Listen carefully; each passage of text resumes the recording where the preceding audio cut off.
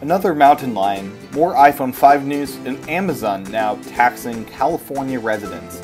It's Monday, September 17th, 2012, and this is iWake. I'm Tim Chaten, and this is what's going on in the Apple world today. Good morning, and welcome to another edition of iWake. It is the week before the iPhone 5 comes out, and I'm sure it'll be an exciting week ahead of us.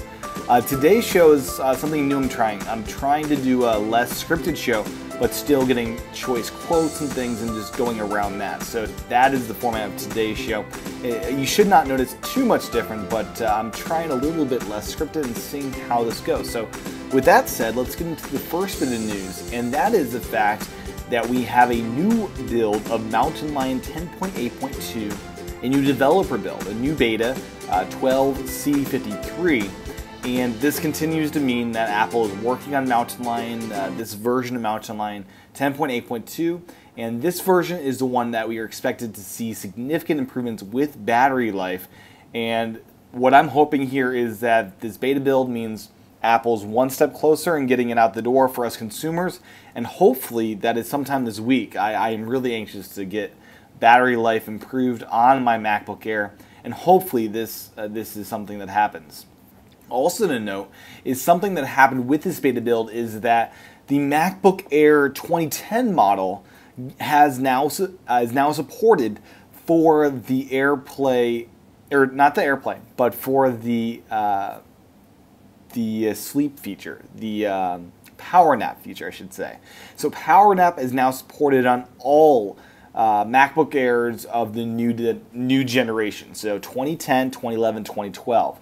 When Mountain Lion initially shipped, I thought it was very odd that the 2010 models were left out, as they featured the same design. In fact, the 2010 models were the originals of this, what I'd call second generation design of the MacBook Air. So that is something that is being added, and that is really good news as Apple's going back and updating its support for older hardware. Next up is news, the one app story of the day, I should say. And that is the fact that few apps are adding closed captioning to their apps. So Hulu Plus, HBO Go, and the Max Go app all support closed captioning. And this all kind of happened around the same time period. So it's kind of curious how they all decide, hey, let's support it now. I believe Netflix has supported this for a while, and of course iTunes rentals and purchases come with subtitles, so that's nothing new for the iTunes realm. And now on to iPhone 5 news, and there is quite a bit of it today, as we are now in the week upcoming to the iPhone 5 release. First up is just a simple fact. The original iPhone, the iPhone 2G, in Geekbench got a 143 running iOS 3, and the iPhone 5 gets 1601. So we've gone from 143 all the way up to 1601. That's quite a bit faster. So that's something I wanted to say out front of this news here. The first bit of real news is around iPod out and the Lightning adapter. So something that people have been really going on about is this whole iPod out thing, and will it be working with the iPhone 5 and the Lightning adapter? Initially, Apple said no, iPod out is not a thing. It will not work anymore with your Lightning adapter. iPod out was confused with audio out, which will work. iPod out is a feature that Apple touted a few years ago with BMW. It's a kind of a premium way car manufacturers could hook up to your iPod. And that is something that Apple said during their keynote was not supported with this new Lightning adapter for going backwards to old devices. Now, there is a lot of confusion here, as Apple has now reversed that or clarified that by saying the adapter lets you connect devices with a Lightning connector to many of your 30-pin accessories. Support for analog audio output, USB audio, as well as syncing and charging is supported. Video output is not supported. It's not clear if this actually means that the adapter supports iPod out for car stereos, as that is an audio thing, as it does support audio output for analog and USB audio. So it's very curious. As I mentioned in last week's show, Apple is working on an HDMI and VGA adapter for the Lightning devices, but as many of you know, the old dock connectors that did support video had a special chip inside that make it work, so it's obviously some lost in translation stuff going on there. Next up in iPhone 5 news, I just want to talk about the whole pre-order situation, what happened on Friday. So I recorded the show before the actual pre-order mayhem happened, and I was watching from the sidelines. I did not pre-order an iPhone 5. I will be getting the Nanos when those come out. I'll be getting the red Nano, as I am writing a book about the Nano, and as the video viewers can see, I've got pretty much every red Nano Apple's ever shipped. So I will be getting another one of those, and I really do need to buy one of these fairly soon for research on my book, which comes out hopefully in the next few months here. I'm really hammering away at it. Anyways, with that said, the pre-orders, how did those go? iPod customers, it seems fine, you know, that they're still shipping in October, and I don't see that a bunch of people will be pre-ordering. Something I did find kind of funny with the iPod pre-order is that they noted that you'll have free shipping if you pre-order your iPod today, which I find hilarious because iPods always get free shipping. If you're over $49, I believe is Apple's limit, you'll get free shipping. So, with that said, the iPhone pre-order was kind of chaotic. The websites were down a little bit, not as much as last year. The people discovered that the Apple Store app allowed people to actually do their pre-orders before the website did. And something to note here is Apple improved the pre-order situation by allowing pre-orders of their phones even if AT&T's site or Verizon's site went down. So last year when I tried to get the 4S, AT&T's site went down, and people were really angry because Apple's site didn't work as a result of that. Now they've changed that, and you're able to pre-order your phone even if AT&T's website is totally down. So that's a great thing they did. Something as a result of that probably is we saw a sellout of the initial stock of iPhones within the first hour. That's right, within an hour or so, hour 15 minutes, we saw the sellout of all the iPhone 5s for the initial stock. So if you're past that hour limit, you will require and if you want that iPhone on day one, you'll need to wait in line. Everyone else had a 2-week ship time, and then that slipped a few hours later to 2 to 3 week ship time where it now stands. Now, this is not surprising or scary, as the iPhone 5 is a big deal. The 4S, it took 22 hours for this to happen, and we're at a major point release now. We're at 5, and a lot of people are upgrading. And since Apple was allowing people to upgrade and get their pre-order settled without AT&T's site being up, people were able to pre-order at a much faster rate. And finally, it's a bigger international rollout. So that's expected to have less stock here for the online website here in the States.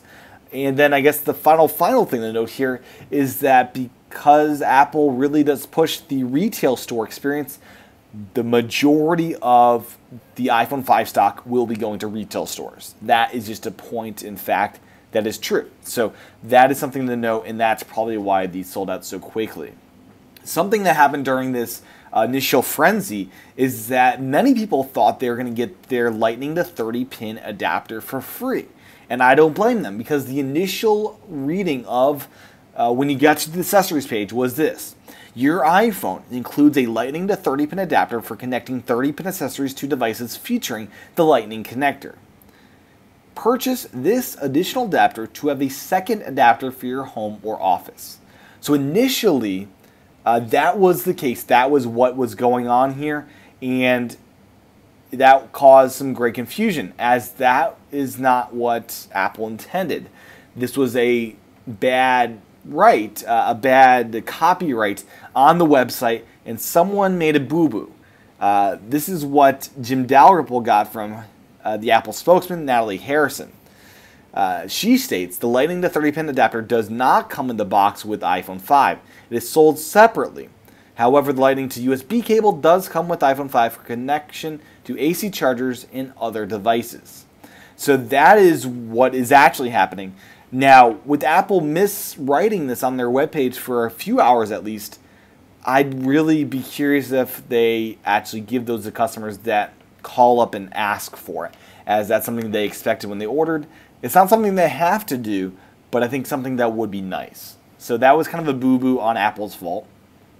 So with all of this kind of craziness, them selling out so fast and things like that, Apple responded to this on Friday by saying, pre-orders for iPhone 5 have been incredible.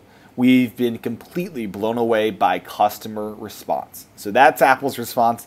They didn't say, oh, we didn't expect this. Oh, we should have made more. They're blown away. And that's nothing new, I guess. With that said, it is now Sunday as we record this, and we're already receiving notices that Apple is shipping out iPhone 5s. They're on their way to customers' hands, and they will probably be arriving in the customer states fairly soon. But as always, the shipment will not go out to the customer until Friday. It may happen that they'll go out Thursday on accidental delivery, but in all cases, you'll get those Friday. So what else is there to say about the iPhone 5? One thing to note is Mantech seems to be getting rather friendly with Apple, and we now know, because of them and some other people, that the A6 chip is a design by Apple. It's not an ARM processor design. It's Apple's first CPU design.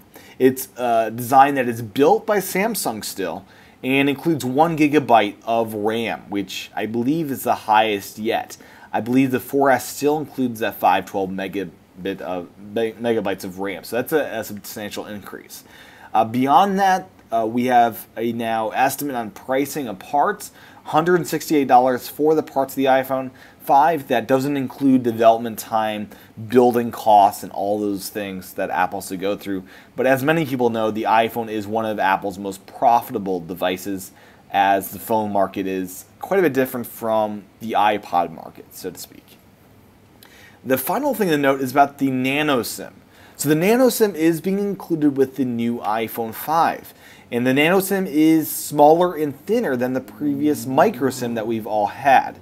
Now, T-Mobile has confirmed that they're going to get in Nano SIMs in mid-October. So if you get an unlocked iPhone 5, you're able to bring it over to T-Mobile, no problem, starting in mid-November.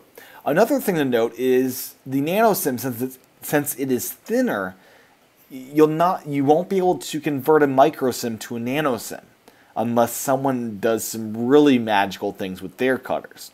So if you were planning on cutting down, say, an iPad data SIM to fit into the Nano SIM slot for your iPhone 5, that won't happen.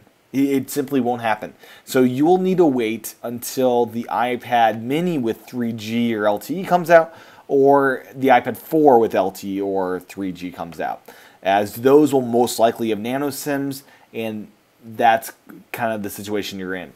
There is no conversion of these SIM cards. So that's just a little something to note, as many of you may be interested in doing that.